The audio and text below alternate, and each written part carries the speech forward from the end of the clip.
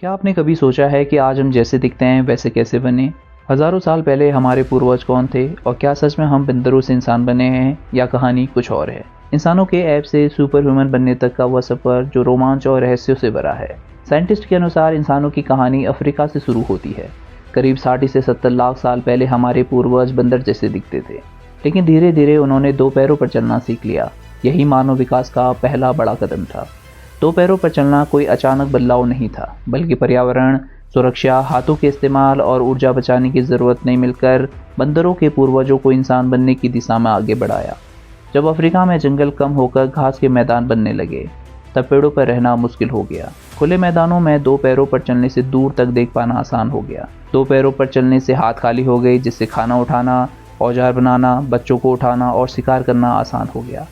आज हम अकेले इंसान हैं, लेकिन एक वक्त था जब धरती पर हमारे साथ 5 से 6 अलग तरह के इंसान रहते थे, जिसमें पहले ऑस्ट्रेलोपिथेकस। ये इंसान जैसे जीव करीब 40 से 20 लाख साल पहले अफ्रीका में रहते थे। इनका कद छोटा था और दिमाग भी, लेकिन इनकी सबसे बड़ी खास बात यह थी कि इन्होंने पहली बार अपने दो पैरों पर चलना शुरू किया था। मशहूर लूसी कंकाल इसी प्रजाति का है, जो 1974 में अफ्रीका के इथोपिया देश के अफार क्षेत्र में मिला था।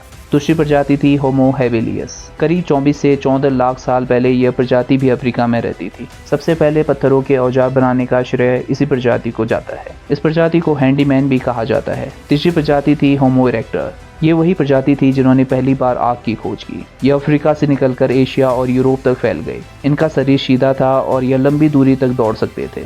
यह पहले ग्लोबल इंसान थे जो अफ्रीका से बाहर निकले। चौथी प्रजाति निएंडरथल। ये इंसान हमारे बहुत करीबी थे। करीब 4 लाख से 40 हजार साल पहले यूरोप और पश्चिम एशिया में रहा करते थे। ये बर्फीले इलाकों में रहने की क्षमता डेवलप कर चुके थे। इनका शरीर आज के इंसानों से काफ़ी ज़्यादा मस्कुलर था। इनकी नाक चौड़ी थी ताकि ठंडे हवा को गर्म कर सके।